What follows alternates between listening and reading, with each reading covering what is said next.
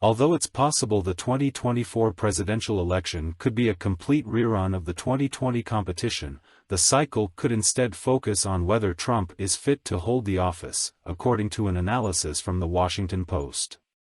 Dan Balz, chief correspondent covering national politics for The Post, argues that the GOP primaries and the general election could focus on the ex-president's fitness for office as opposed to policy debates.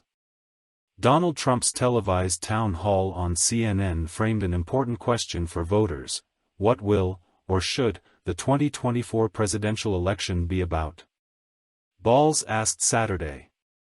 Will it be about the normal issues and concerns of most elections, topical issues such as the economy, immigration, abortion? Or should it primarily be about the existential threats posed by the reckless former president? Balz says Trump's fitness and the potential dangers another Trump term could pose represent the elephant in the room when discussing the election. In many ways, the election next year will look and feel like all elections: the return of in-person national conventions, boisterous campaign rallies, saturation advertising especially in the battleground states, more negative than positive by far, heavy efforts to mobilize the party's bases with a modicum of outreach to the small percentage of genuine swing voters, the correspondent wrote. Put aside the elephant in the room and it's just like elections always were.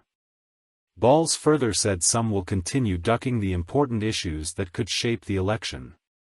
Republican voters will render the initial judgments, both in their perceptions of Trump versus his rivals but as well as in how much they perceive him as outside the mainstream of American politics, he wrote.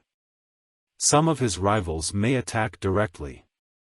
Others are likely to tiptoe around the big question about his fitness for office and the dangers another term in the White House would represent.